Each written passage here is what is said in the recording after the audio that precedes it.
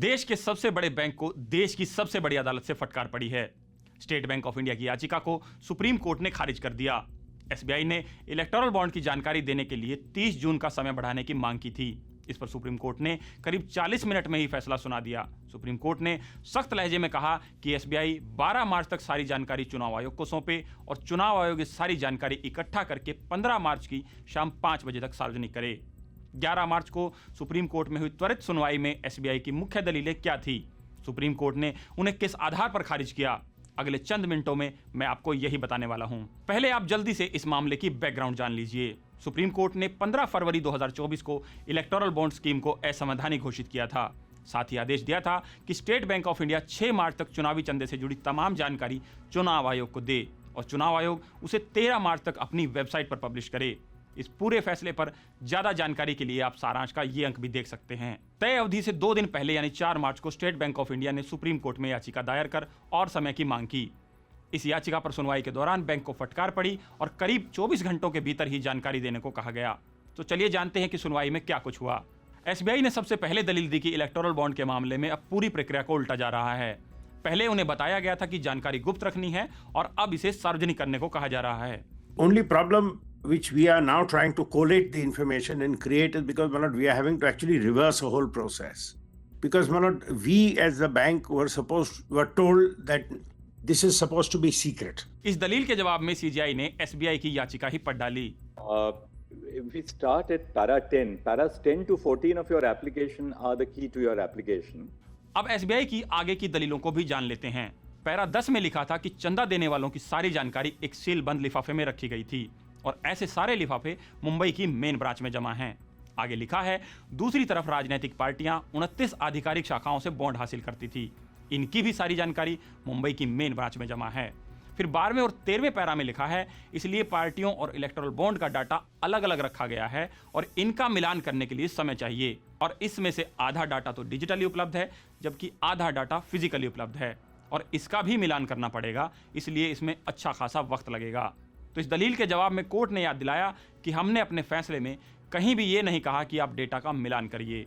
हमने कहा कि आप बस डेटा दीजिए, इसलिए आपका आधार ही गलत है तो समय बढ़ाने का सवाल ही नहीं उठता। We have not told you to do the matching exercise. We have asked you for a plain disclosure. Therefore, the ground on which you seek an extension of time to make the disclosure does not accord with the directions in the judgment at all. इसके बाद SBI के वकील हरीश साल्वे फिर नई दलील में supreme court के फैसले का हवाला देते हैं।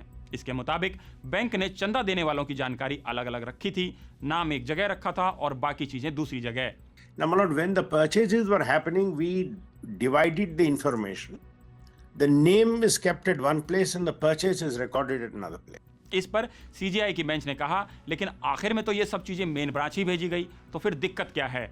But ultimately everything was sent to the Mumbai Central main branch. SBI की ओर से इसी बात को फिर से रखने की कोशिश की गई कि सरकार के आदेश साफ थे कि बॉन्ड खरीदने वाले का डेटा कोर बैंकिंग सिस्टम में दर्ज नहीं होगा, इसलिए हमें वो अलग रखना पड़ा। इस दलील को कोर्ट ने टाल मटोल की तरह देखा। जस्टिस संजीव खन्ना ने कहा कि आप खुद कह रहे हैं कि हमने सारा डाटा एक सील कवर में रखा हुआ है, तो करना क्या है, बस उस लिफाफे की को तो खोलना है। Now, paragraph 10 you specifically say that all the purchases details have been kept in a sealed cover. Yes. In the main branch of the applicant bank.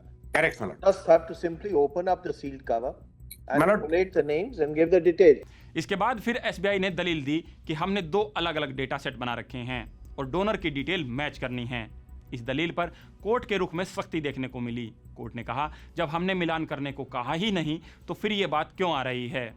But Malad, I have to give direction to correlate it with the purchaser and the political party. तो वकील हरीश साल्वे ने कहा कि उन्हें तो ऐसा ही लगा। इस पर जस्टिस गवई ने साल्वे को तगड़ी फटकार लगाई और कहा, आप जो कहना चाहते हैं वो साफ साफ कहिए, ना कि हमें ये लगा और हमें वो लगा। Don't go by what is suggested. Whatever you wanted to speak, we have spoken in black and white. इसके बाद एसबीआई के वकील साल्वे ने कहा कि मैं नहीं चाहता कि गलती से भी गलत नाम दे दूं कि फला ने ये बॉन्ड खरीदा था और बाद में वो गलत निकले, ऐसे में वो मुझे कोर्ट में घसीटेगा। इस पर कोर्ट ने कहा कि आप देश की सबसे बड़ी अदालत के कहने पर डिटेल दे रहे हैं, तो ये सवाल ही नहीं उठता। उसके बाद काफी देर तक दोनों पक्षों में तर्क वितर्क होते रहे और सीजीआई ने कहा कि फैसले के बाद से एसबीआई ने अब तक क्या किया वो भी बताइए। Mr. Salve, our judgment is dated 15th of February 2024. Yes, ma'am. We are now on the 11th of March.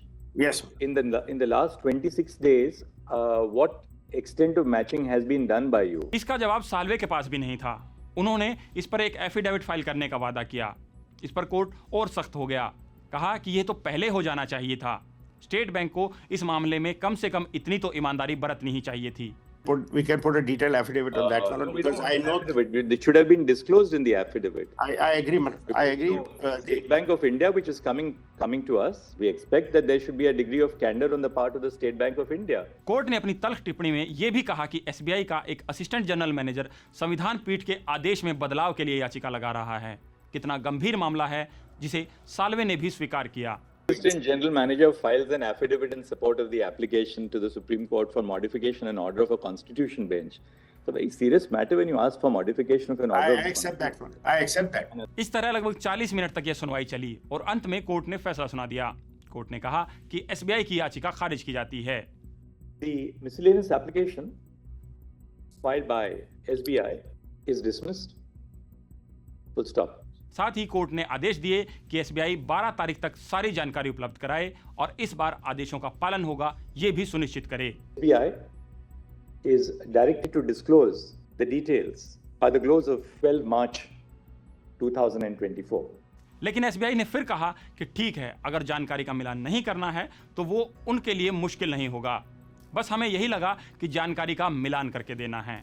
जिस पर कोर्ट ने फिर कहा कि कंफ्यूजन का तो कोई सवाल ही नहीं था। Correlating the purchase with the beneficiary is not something which we are required to do. Then it's easy.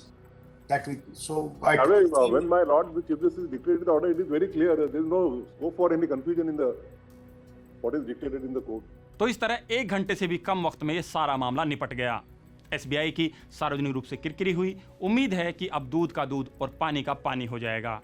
और हाँ, चलते चलते आपको फिर से याद दिला दें कि चुनाव आने वाला है, तो आप भी चाहते हैं कि हम चुनावों की पारदर्शी और निष्पक्ष रिपोर्ट आप तक लाएं, तो हमें सपोर्ट कीजिए, सब्सक्राइब कीजिए और गर्व से कहिए, मेरे खर्च पर आज़ाद हैं खबरें।